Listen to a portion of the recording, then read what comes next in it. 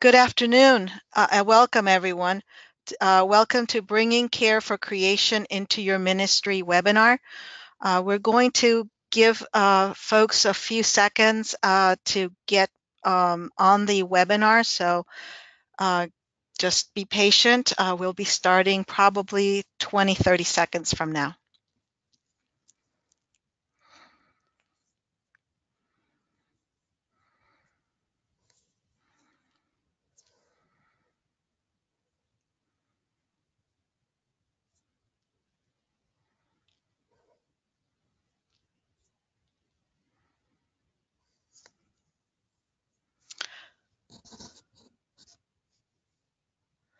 Okay.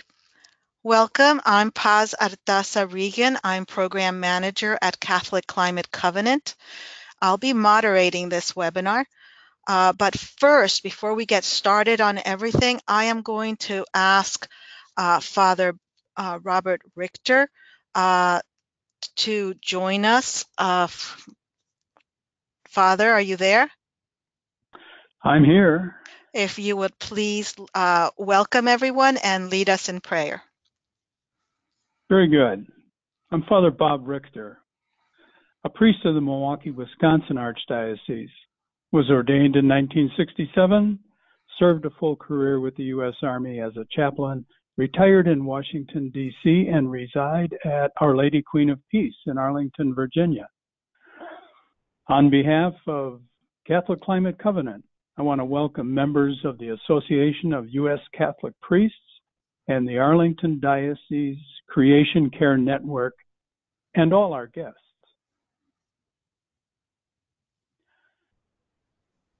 First, I want to invite you to reflect on our opening prayer taken from Reconciling God, Creation and Humanity, an Ignatian Examen. I give thanks to God for creation and for being wonderfully made. I ask for the grace to see creation as God does, in all its splendor and suffering. I ask for the grace to see how my life choices impact creation and the poor and vulnerable. I ask for the grace of conversion toward ecological justice and reconciliation.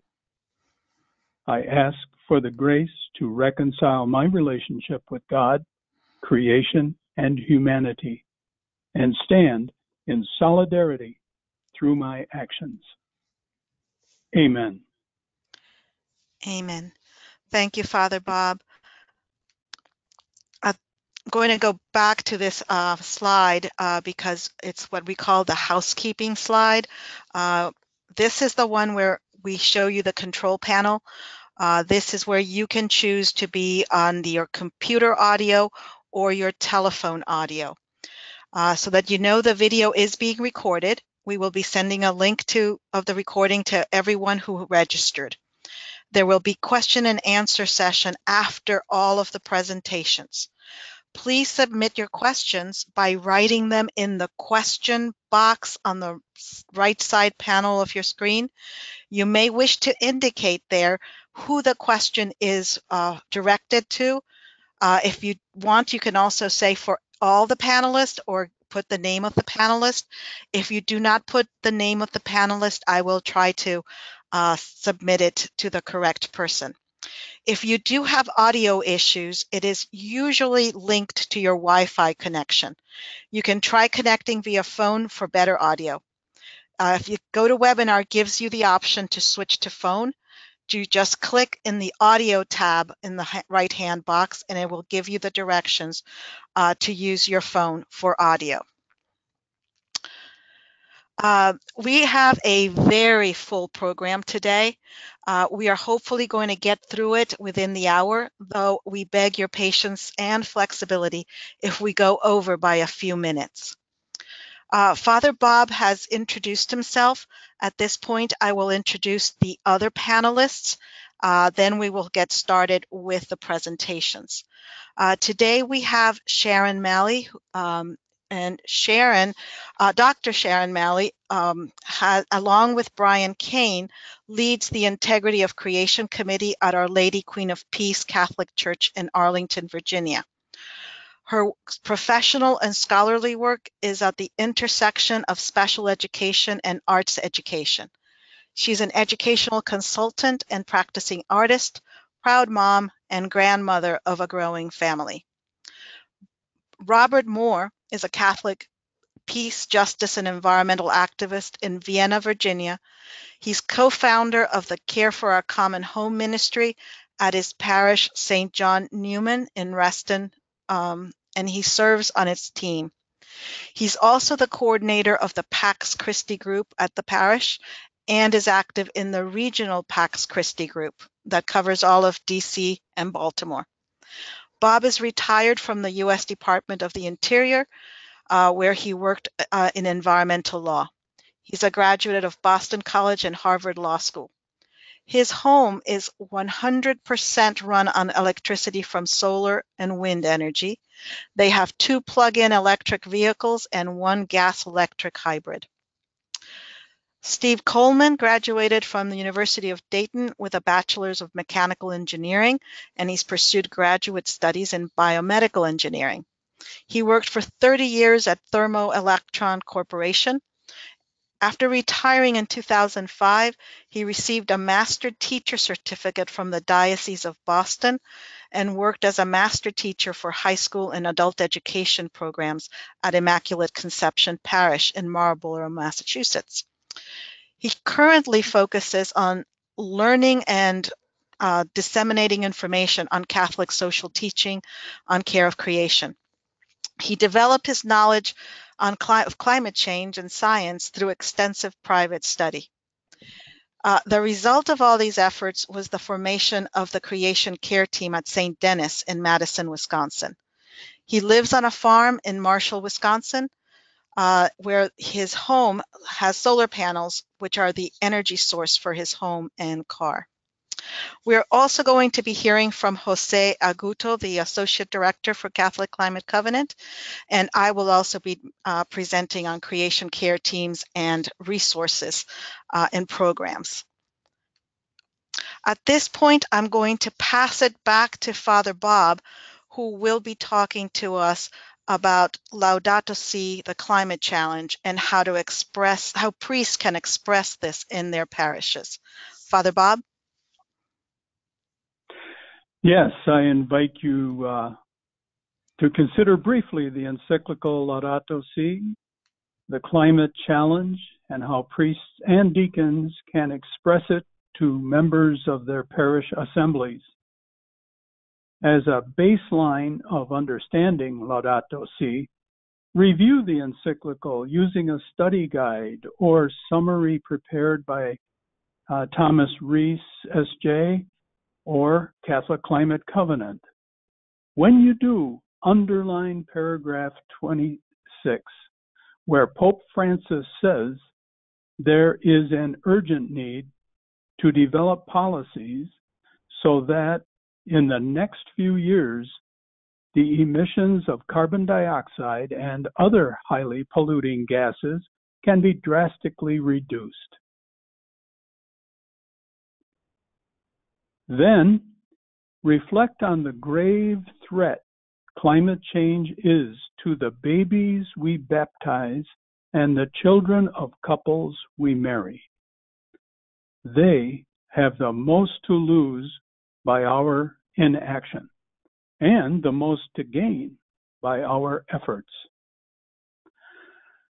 More than anything else, be ready to receive the Christian faithful who come to you, convinced they have the right and sometimes even the duty, according to their knowledge, competence, and position, to make known their opinions on things pertaining to the good of the church, always showing concern for the integrity of faith and morals and the common good and dignity of persons. This is one of the canon laws of the church.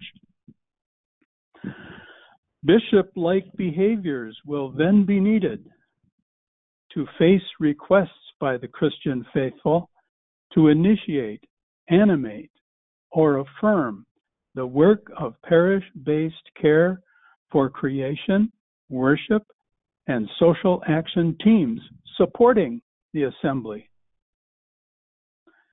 Abundant resources are available to support the four components of parish: worship, religious education or formation, community life, and service. Before Paz gets on with the resources, I want to spotlight one formation program which serves as basic training for Christian faithful entering the world of Catholic social teaching and action. Just Faith Ministries provides 24 distance learning designs in different formats, 2.5 hours each, suitable for facilitator-led groups at your parish or institution. And now back to Paz. Okay, thank you, Father Bob. Let me advance it. I am going to do a very, very quick overview of the resources and programs that are available from Catholic Climate Covenant. Most of you are quite familiar with these, perhaps, so it is going to be very quick. The first one, of course, is the Feast of St. Francis that we have been doing for, I believe now, 9, maybe 8 years. This is the last year's Feast of St. Francis, who is my neighbor in a climate-threatened world. This is our fall program. It is a 90-minute educational program. The next program is the Earth Day program, which is the spring program. For this year, we are again complementing the Earth Day Network's theme of protecting our species. So we are doing a program on All Creation Gives God Praise, protecting biodiversity in a time of climate crisis. The links are there for anybody who wishes to explore them more. The Earth Day program will be out most likely the first or second week of March. Because Earth Day falls on Easter Monday this year, we are aware that it'll be a little difficult for most parishes, religious communities to celebrate Earth Day on that day. So we are recommending that it be done at any time during the Easter season or during a time that fits your faith communities group. The next thing we have are 2 programs that are where people can sign up to do activities to advocate and pray, to connect with us. One is the St. Francis Laudato Si Pledge that many of you are very familiar with.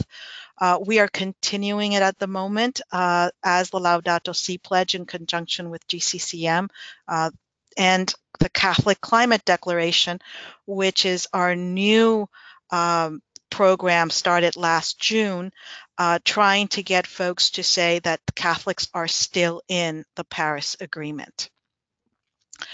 Resources. Many of you know that we provide a wide range of resources, all from webinars such as this one, study guides on Laudato Si, videos on different issues that are pertinent to our mission. For priests, one that is very interesting and helpful are the homily helps, where they can go and see how that week's readings correlate to a creation care facet of how they can talk about these issues during their homily. A wide Care for Creation resource where if we see something that one of our partners is working on or some other group that has done very good, we can put it under Care for Creation, very broad range of issues. Environmental justice, where it focuses on these issues where they intersect with race, especially in poverty issues. Prayer and worship, many resources there to help you bring creation care into worship experience in your parishes or religious communities. And a Reduce Your Carbon Footprint, really very concrete advice and suggestions as to how each of us personally as well as within our community can reduce our carbon footprint. The area that I manage is called the Creation Care Teams. That's part of my staff duties. And it is the area that gives me the greatest joy. At the moment, there are over 370 registered creation care teams around the country. We have 3 leaders from these amazing CCTs here with us. But before I hand it over to them, because we did make the conscious decision that we wanted the creation care team leaders to talk about this issue, very quickly, what does a CCT get if they register with us? It is a monthly email where we provide a reflection, an idea that can be done within 10 minutes, things that can be done in a half a day, and ongoing resources. And then once in a while, we will also have an advocacy part. We provide a creation care team resource library with toolkits to get CCT started and how to get around challenges. A Facebook group that has not yet gotten the traction that I would like to get, but we're still working on it, and wraparound support. And what that means that if a CCT is having an issue or they have an idea that they want to share, they can call me, connect, and we will work through it. That is a very quick look at resources and programs at the Covenant. So now we're getting to the real part of the presentation, or the major part of the presentation, and this is where the CCTs themselves will talk about their experiences. First up is Dr. Sharon Malley. Greetings all, and you can go to the next slide. I had the incredible good fortune to grow up on the eastern shore of Maryland in Chesapeake Bay country. Next. My grandparents had a large farm bordering a river, and we kids played and played outside on acres and acres of land. My grandfather had planted a large conservation forest, and deep within it was a hidden pond with frogs and dragonflies and wildflowers that I thought only I knew about. There were also fields and woods and wetlands to explore near my house. And on weekends, on my dad's boat, I gained a sense of the magnitude of the Chesapeake Bay region. For me, there was the absolute beauty and awe of every living thing, and the awakening of all the senses, hearing the whistle of the bobwhite, seeing the beautiful sunsets, marveling at an unusual beetle, watching a spider build its web. It was all around me every day. And my grandparents and my parents encouraged this, for they too delighted in these treasures. And I really, truly felt the presence of God. That was where God dwelled and spoke to me outside in the world created for us. And this has not changed for me. I am still that little girl marveling at God's wonders. So flash forward to Our Lady Queen of Peace in Arlington, Virginia. Next. I've been a member of my parish for 35 years and have been involved in various ministries. In 2014, our Just Faith ministry sponsored an educational unit on caring for creation. The program provides a foundation for understanding the issues humankind is facing with respect to how we treat the earth, and on climate change, with particular attention to social justice issues. The next.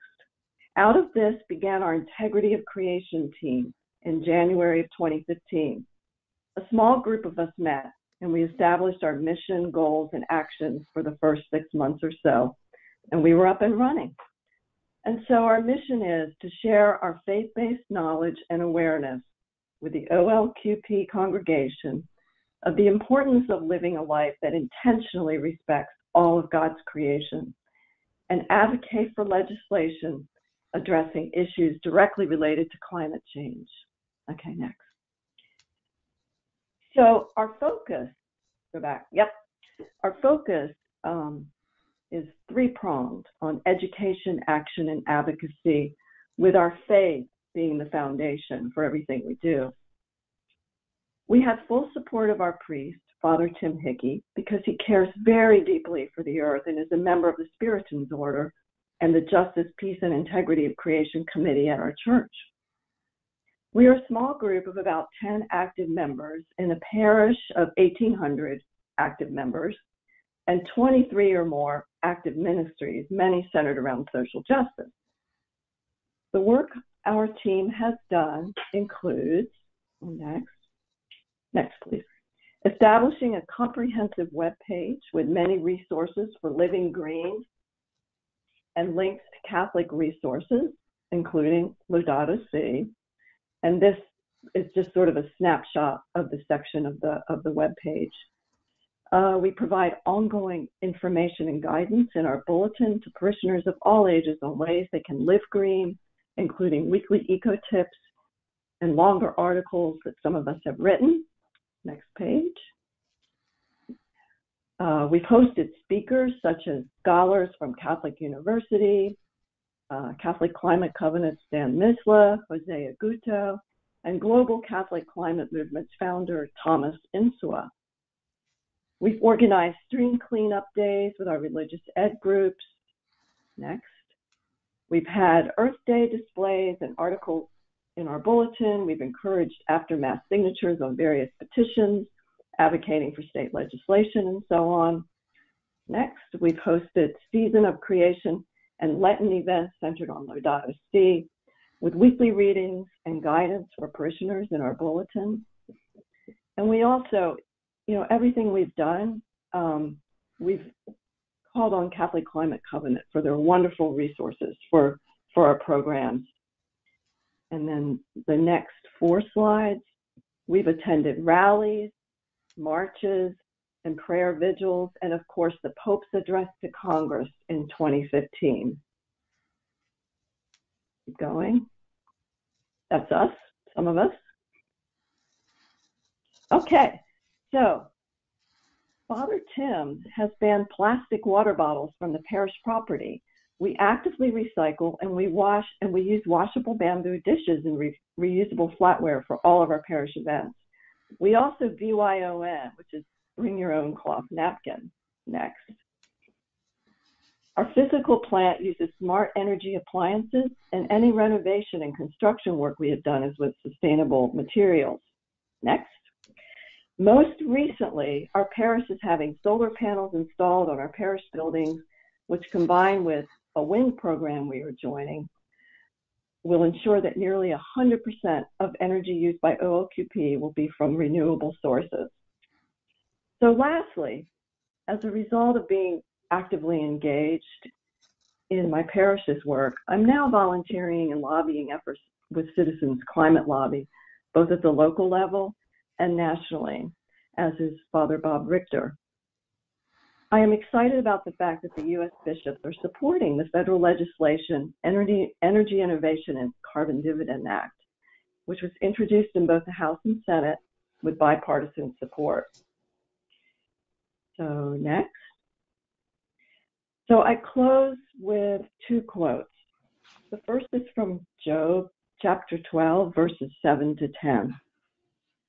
But ask the beasts, and they will teach you, the birds of the air, and they will tell you, or the plants of the earth, and they will teach you, and the fish of the sea will declare to you. Who among all these does not know that the hand of the Lord has done this? In his hand is the life of every living thing and the breath of all humankind. And one more quote from Laudato Si, which is chapter 6, paragraph 244. We come together to take charge of this home which has been entrusted to us, knowing that all the good which exists here shall be taken up into the heavenly feast. In union with all creatures, we journey through this land seeking God. For if the world has a beginning, and if it has been created, we must inquire who gave it this beginning and who was its creator. Let us sing as we go, May our struggles and concern for this planet never take away the joy of our hope. Thanks, folks. Thank you, Sharon. Steve, you're up next. Thank you. I'm really honored to be with you this afternoon to talk about the Creation Care Program at St. Denis. I'd like to start with 3 quick quotes from Laudato Si in the next slide. The first is that living our vocation to protect God's handiwork is essential to a life of virtue. It is not optional or secondary aspect of our Christian experience. The second quote is from Pope Francis. I would like to enter into a dialogue with all people about our common home.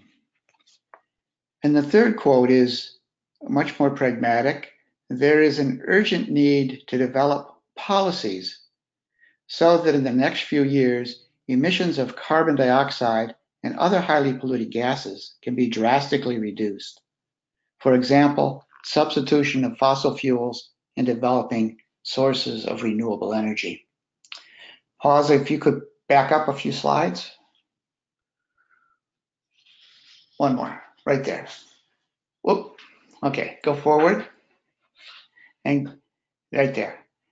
We had humble beginnings of our Care of Creation team. The first activity we did is we gave each of the members of the Care of Creation team a copy of Laudato Si. Our overriding guidance here is that if it's a part of Laudato Si, it's certainly a great guideline or acceptable piece of what the Care of Creation team can do. The second thing we did is we worked with the liturgical committee to include prayers for creation in the prayers of the faithful at Sunday liturgy. This changes the conversation almost instantly as to that it's safe and it's wonderful to talk about God's creation and our role in praying for it. The third activity we did was to start a Creation Corner portion of our bulletin. The idea here is that every week we provide some resource, either a quote from Laudato Si or other popes, and some practical hints of what you can do in your home to reduce carbon pollution and other forms of pollution. So these first 3 items are really emphasis that we want to change the conversation within our parish and fulfill Pope Francis's thing that he wants to have a conversation with everyone. In the next slide, we see our humble beginnings. We had 6 to 8 members. We had an email list of 20 people. It's lay organized. Father Randy is supportive, but does not get involved with the details. We keep him, he doesn't come to meetings. We keep him abreast of what we're doing, and on large decisions, we obviously get his permission and okay ahead of time. The first year and a half was filled with small projects. Next slide, please. At the end of 2016, we got bold enough to come up with a 3 5-year goals. They included becoming a net carbon neutral parish. We also wanted to get 100 families to do carbon footprints of the carbon that they use.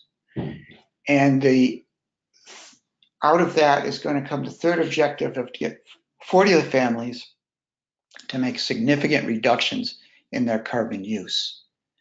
Next slide. After making these 5-year goals, we almost immediately began on a solar photovoltaic panel project. We did design, quote, grant application, fundraising, and installation in 7 months. We went from a concept to having working solar panels 18 months ago. And we've got over 18 months of experience, and the panels are working fine. And next slide. The solar panels, we have 66 solar panels on a garage right next to the church. We chose this location because it's very visible from the parking lot. These panels produce about 10% of our energy needs. In the next slide, the other thing that the panels have done is they have really energized the parish about the Care of Creation team. The solar panels were something that people could understand. They like to talk about it. So it was a stepping stone so that we could recruit new members. And with those new members, we also got some new talent to join the team. With the new participants, we decided to reorganize our team. We could divide into 5 working groups that could work in parallel. Those working groups are prayer, education, communication, the 100 Families program, and facilities. Next slide, please. This is our progress on reducing our carbon footprint. In 2014, the carbon emissions was 450 tons of carbon dioxide a year. The estimate for the current year is 260 tons per year. And that's right. You measure your pollution level in tons per year. Very big numbers. Next slide, please. So the current status of our Care Creation team that's bringing Laudato Si to life at St. Denis is we have 16 to 20 active members. We have a mailing list of 35. We've had a 41% reduction in our carbon dioxide of the parish. 40 families have analyzed their carbon footprint. We no longer use disposable cups at donut time and mass. We use real cups and wash them out. It's now acceptable to talk about care of creation, care of our common home within the parish. We don't have total agreement on things like climate change, but the conversation is there and it's a safe place to talk about it. We have a presence on the parish website. We found that the Care of Creation team has actually attracted new parishioners are drawn to St. Denis. And we're also in conversation with neighboring parishes. There's 2 other Catholic parishes close by who are starting Care of Creation teams, and they're also looking at putting solar panels on. There's a third that is beginning to look at Care of Creation team, and there's a Lutheran church in the next town over who's going to put solar panels on. My final comment to you is to make sure you include prayer as part of your Care of Creation team and as part of your organizational aspect. My favorite prayer is, "Come, Holy Spirit, come." As you look at your situation and you look at what must be done, reach out to the Holy Spirit to show you what the next steps are. Thank you. Thank you, Steve. As everybody can see from these presentations, you now find the energy that's out in the community on these issues. We move now to Bob Moore. Hi, everyone. I'm going to be talking about the Care for Our Common Home ministry at our parish, St. John Neumann Church in Reston, which you'll see abbreviated SJN on some of the slides. I have more slides here than I'll have time to go over in any detail, but I included them so you'll have them to look over after the webinar when Paz sends out a link to the program. Next slide. Our ministry is inspired and motivated by the 7 themes of Catholic social teaching, including care for creation and the option for the poor and vulnerable, and especially by Pope Francis's magnificent encyclical Laudato Si on care for our common home, from which we took our name. Next slide. Our ministry is a collaboration between Just Faith alumni and members of Pax Christi. Pax Christi is the International Catholic Peace Movement, and we have a Pax Christi group at our parish. Our Pax Christi group had been studying climate change because we were concerned about its potential for fueling conflict around the world, And we found out about this Just Faith group that was concerned about the issue as well. They hosted a Just Matters module on climate change, and we hosted a Laudato Si discussion group, and members of each group participated in the other's program, and then we joined forces to sponsor a speaker program for the parish. Subsequently, we did some research on forming a creation care team, including looking at online resources, talking with PAWS, and visiting another parish that had a very successful creation care ministry. And we talked to our parish staff member responsible for outreach and service ministries to tell her about our plans. And then we met with our pastor, who gave his approval for the new ministry and some good advice, including that we should start with small achievable goals and not take on too much too quickly. Next. We have 4 main areas of focus in our ministry: spirituality, education, sustainability, and advocacy. And we have a 4-person core team that meets monthly to plan our membership meetings and our activities. And each of us on the core team has taken the lead on one of these 4 areas, and that's worked very well for us. We also include each area in our monthly membership meetings. We start and end each meeting with prayer. We include an educational component. We talk about ways to make our parish and homes more sustainable, and we get updates on issues for advocacy. The next several slides highlight a few things we've done in each area. I'll just let you look at them briefly.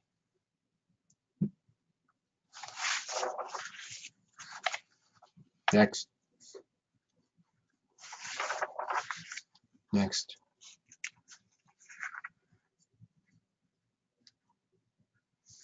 Next. Here are a few things we've done to involve the youth of the parish, 1 project each under education, spirituality, and sustainability. Next. During last year's season of creation, our capstone event was a sustainability showcase for the parish, where we set up displays on Catholic social teaching on care for creation, on home energy use, transportation, recycling, diet, zero waste, and advocacy. Next. Along the way, we've partnered with a number of other faith-based groups, including Catholic Climate Covenant, Global Catholic Climate Movement, Interfaith Power and Light, Faith Alliance for Climate Solutions, or FACS, a local group based here in Fairfax County, and a nearby parish, St. Mark in Vienna. You'll notice that we and St. Mark both borrowed the Covenant's blue and green graphic for our logos with their permission. And we were instigators behind the formation of a Care for Creation network in the Diocese of Arlington. Next. In the summer of 2017, I reached out to our Vicar General, Father Tom Ferguson, to ask if a group of us could meet with him to talk about how to promote Laudato Si and Care for Creation within the diocese. He suggested inviting all the parishes that had creation care teams to send a representative, so I started calling around to see what teams were out there and to invite them to send a representative to the meeting. Carla Walsh, the diocesan staff person for Catholic Relief Services and the Catholic Campaign for Human Development, found out about the meeting and expressed interest, and she joined us as well. We met with Father Ferguson in September, and he gave approval to our forming a network of parish representatives to meet on a regular basis for information sharing, education, and mutual encouragement. Carla volunteered to serve as the diocesan representative and to keep Father Ferguson informed of the group's activities. We had our first quarterly meeting in January 2018, and Carla and I became co-chairs, and we've met each quarter since then, and we've now doubled the number of parishes represented. Several of them have established creation care teams, or others are interested in starting one. We've been especially blessed to have Jose Aguto from the Catholic Climate Covenant and Marissa Vertrees from the Global Catholic Climate Movement participate in our network, since they're both local. Network has been a very positive development for all of us. Next. Back to our parish ministry. Here in a nutshell are our broad goals, reflecting our 4 focus areas. Next. One of the great benefits of this ministry is the wonderful set of companions we've gained along the way. Our diocesan network is a terrific group of people, including Father Bob and Sharon, and it was featured in an article in our diocesan newspaper last spring.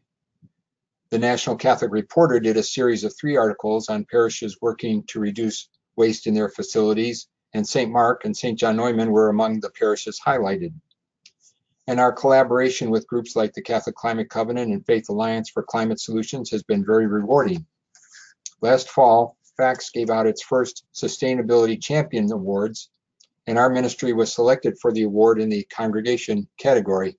This photo here shows several members of our group posing with the award. Next. Based on our experience and that of other groups, I've included several slides with suggestions for how to go about starting a parish creation care team. Each of these 5 steps is expanded on in the following slides. They're based on work done by a committee of our Diocesan Care for Creation Network, which is in the process of finalizing a Start Here guide for other parishes. My last 2 slides list some resources to help you get started. My time's about up, so we'll just flip through the remaining slides to show you what's there, and you can come back to them later at your leisure. So next, next, next, next, next, next, and last. So thank you very much for listening. Thank you, Bob. And thank you for trying to stay on time. Hopefully folks will be able to see the slide deck and they can also connect with you offline. Jose Aguto is Associate Director at the Covenant, and he is going to do a brief presentation on our advocacy efforts as well as Catholic Energies. Jose? Lovely. Thank you, Paz, and thank you all for your interest in these programmings. And I'm delighted and honored to be on the stage, if you will, with these climate champions in our Catholic community. So with regard to advocacy, we at the Catholic Climate Covenant seek to promote climate action that transcends politics, leading from our Catholic faith to help diminish the partisan divide and come up with solutions that everyone can work on in a manner that is cooperative and is consistent with our faith leanings. And so in the past, first of all, let me say that our policies are guided by those which emanate from the U.S. Conference of Catholic Bishops. So we serve often as an amplification of the positions that they develop. So, for example, we have been supportive of opposition to rollbacks by the present administration with regard to the Clean Power Plan and with regard to clean cars and mercury and air toxic standards, as well as the Trump administration's withdrawal from the Paris Agreement. And I wanted to note there, that's how we developed the Catholic Climate Declaration, in which nearly 800 Catholic institutions signed, asking the United States to stay in the Paris Agreement. Of those 800 institutions, there were over 50 dioceses, including on January 17th, the Arlington Diocese, Bishop Burbidge signing on the Arlington Diocese to the Catholic Climate Declaration in support of the Paris Agreement.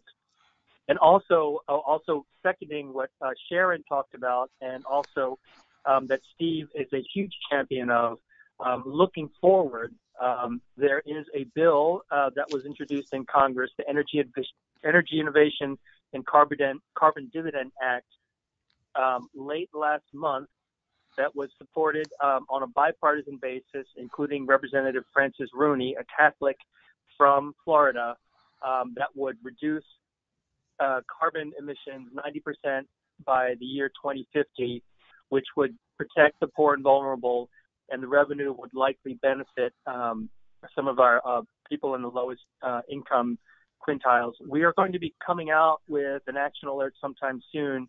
The USCCB has supported this bill, and actually recently in the Catholic Social Ministry gathering last week was part of the packet, as over 500 Catholic advocates went to Capitol Hill to lobby on this and other issues of Catholic concern. So just delighted to be a part of that effort too. It's much more forward-looking than the others, which have been by necessity defensive in nature. This bill looks to provide real solutions to the carbon crisis, to the climate crisis, and we look forward to continued advocacy on that in the future. So if you would like to be a part of our advocacy network, please feel free to sign on as a member of the Catholic Climate Covenant, and you'll be joined up into these and other efforts that have already been described by Paz and others. So wanting to move and pivot quickly to the Catholic Energies program, which frankly is not my bailiwick. Unfortunately, our two champions there, Dan Misla and Dan Last, are traveling across the country, continuing to build this program out. It is very exciting. And so the first thing I would say is if you want more information, go to catholicenergies.org. And so to describe it, first some context. Catholic parishes, schools, hospitals, nursing homes, and other organizations operate an estimated 70,000 buildings across the United States, which, as many buildings do, use energy inefficiently, wasting about $1 billion a year. And much of that energy used is from the burning of fossil fuels, which is the largest source of global greenhouse gas emissions. Also noting that 70% of church building ownership costs are in operation and capital expenditures, and that 40% of the energy use is wasted. So the Catholic Energies program seeks to reduce those energy costs or to convert from fossil fuel energy use to renewable, and particularly solar energy use, and just 25% savings across the board in these 70,000 Catholic buildings would save $630 million and prevent an equivalent of 8.7 billion tons of coal from being burned and sent into the atmosphere. Therefore, the Catholic Energies program is one where we can lead, the U.S. Catholic Church can lead in our energy efficiency and our use of renewable energy. And the Catholic Energies program is ideal for helping Catholic institutions do so, because the Catholic Energies is a project development and management service that provides time, energy, and money to the institutions to help them reduce their energy and building costs and reduce their carbon footprints, and therefore implement their care for creation. Doing so without the institutions having to take on debt, ownership risk, or additional burdens. The Catholic Energies program provides turnkey project management from design to installation and finds 100% of the investment capital to pay for the total cost of the project. So in many ways, this program is for those parishes and other institutions which simply don't have the time and resources to devote to, for example, converting to solar energy. The Catholic Energies program is a trusted resource by which they can do so, to get that expertise and project management expertise, as well as 100% of the project funding to move forward. Currently, the Energies program is working with dioceses and religious orders across the country. We are close to closing on a project which would result in a Catholic Charities in one area being able to offset all of their energy costs through solar panel installation so that they would be 100% fossil free, and then also be able to provide some of those benefits to some of the low-income communities around the project. So we're very excited about that. That may be becoming public soon, and this is an indication of the kind of potential that is actually being realized through the Catholic Energies program. So if you have any more information, please feel free to go to catholicenergies.org, and from there you will see information on how to contact Dan Last and others to see how your parish or your Catholic institution can engage in energy efficiency and a solar panel installation. Thank you. Thank you, Jose.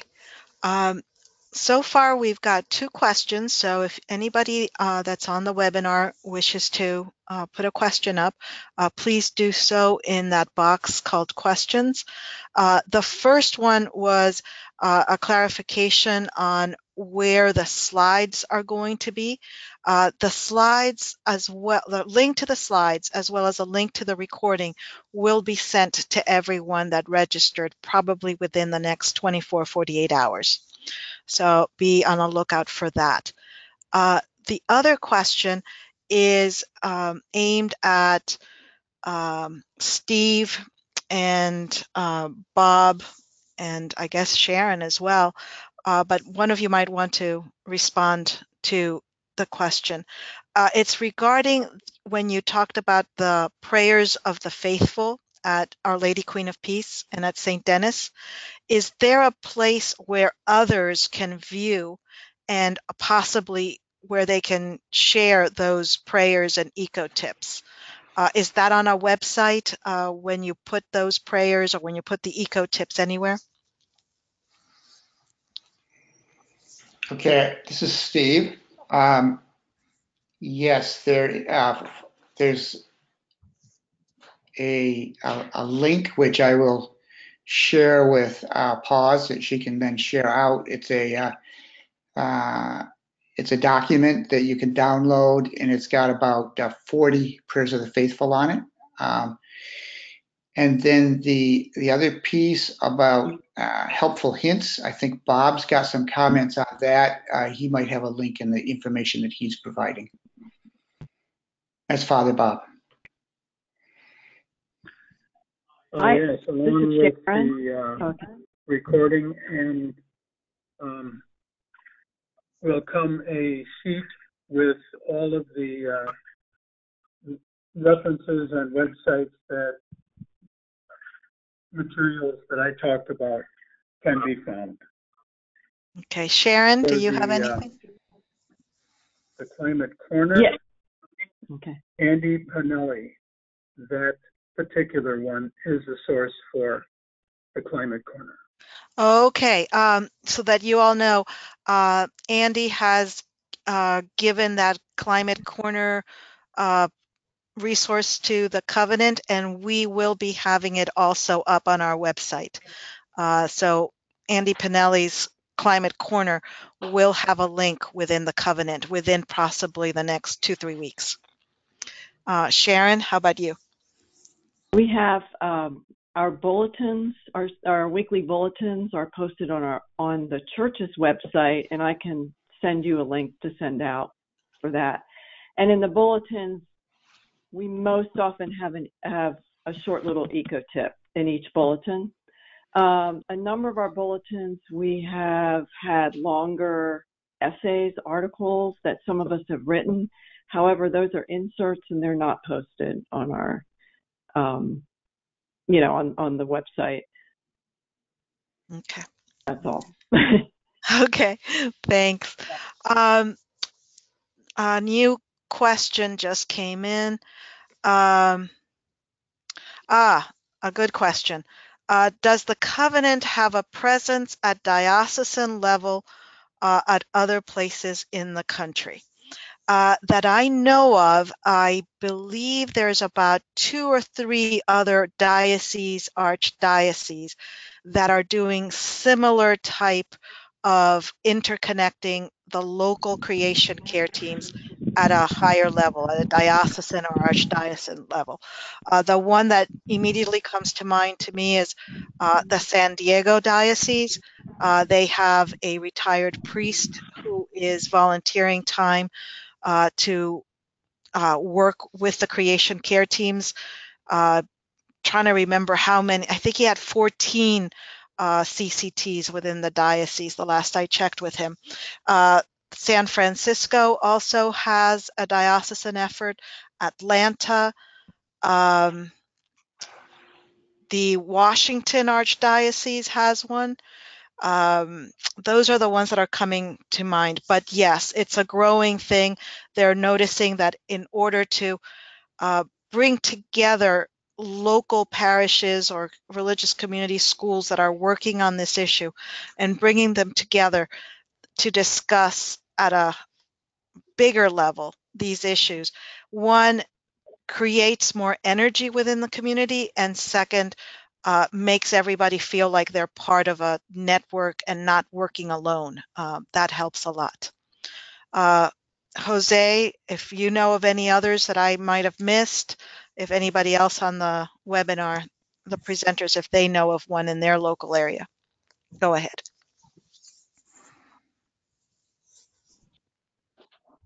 Hi, Paz. I just wanted to supplement what you were saying and also expand out on the question.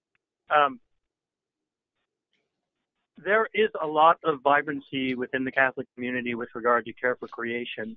So on the diocesan level, whether or not they are officially affiliated with the Catholic Climate Covenant, I just listed down as Paz was responding, active dioceses that I know of right now, and I'm sure there are more, just offhand: Fresno, Toledo, Cleveland, Cincinnati, Newark, New York, Atlanta, San Diego, Diocese of District of Columbia, and a handful more, which haven't come to mind right now, just noting that they have intentional programs on the diocesan level. And of course, Arlington is growing in this presence as well. Yeah. One thing that I'm going to say is that those that you've listed have one thing in common, and that is strong leadership from the very top. Sometimes also it has a huge lay movement pushing and carrying the load. So it does take the two things together to really make it work. Anybody else have any comment on that question? Okay, one last one here. This one is for Father Bob. Any idea of how knowledgeable priests in general are with Laudato Si, and how do we help encourage more interest in Laudato Si within the priests? I think many priests have not been associated or been exposed to Catholic social teaching or Laudato Si. So when you go to your priest, you might have to go with a guide in hand and explain some of the basics, and especially why you are passionate about this. As I mentioned, canon law has envisioned this as a challenge for the priest.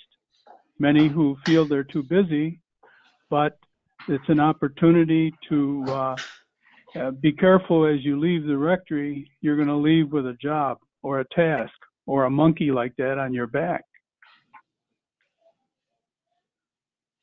Okay, thank you, Father Bob.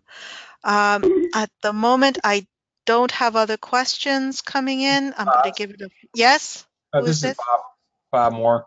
Just to add to what Father Bob was saying, one thing that we found worked well for us, we had a supportive pastor from the start, but we also made an effort to reach out to our clergy and include them in things. So when we did our Laudato Si study group after the encyclical was issued, we invited the clergy, and one of the priests came to all three sessions, and our pastor came to one of them. He wasn't able to make it to the other two.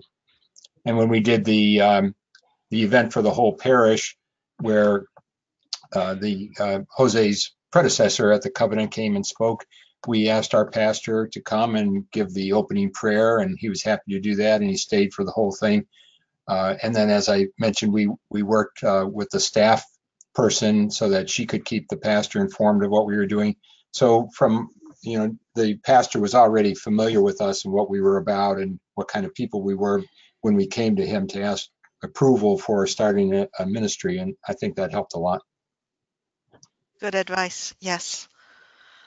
Okay, I don't have other questions. Do any of the panelists have a final comment? Yes, this is Steve.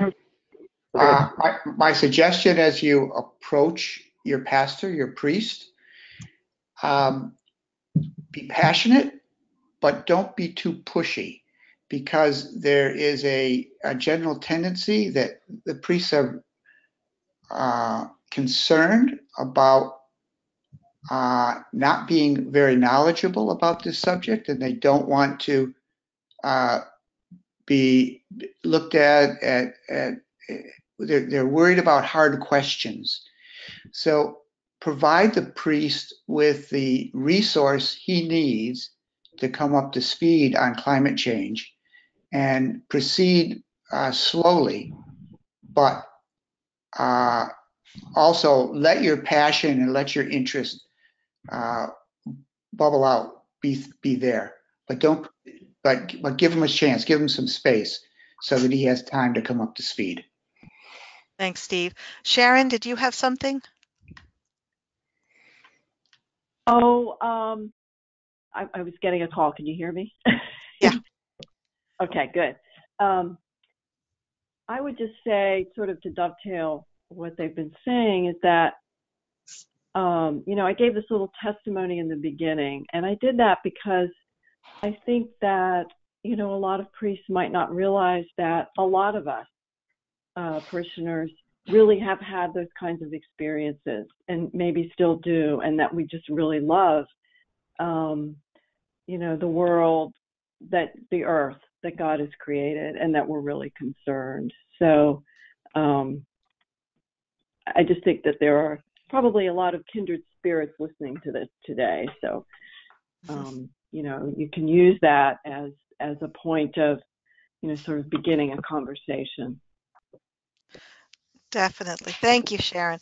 And I had forgotten to advance to the question slide, so there it is after the fact. We made it within an hour. Thank you all. Thank you for your expertise and your passion, especially the passion part. I know how that has really been what drives creation care teams at the local level. We will close here with a thank you to the presenters, a thank you to all who attended.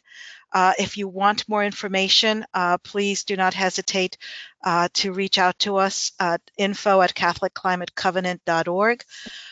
We will be sending out the links to the recording, to the PowerPoint, as well as all the things that the panelists have said they would be providing you, links to different types of resources. For now, I bid you goodbye and many blessings as you go on your day, and stay safe. I know many of us are looking at bad weather in the next couple of days, so safety for everybody. Goodbye. Thank you all. Thanks, Paz. God bless you, Paz. Thank you. Thank you. Thank you. Bye-bye.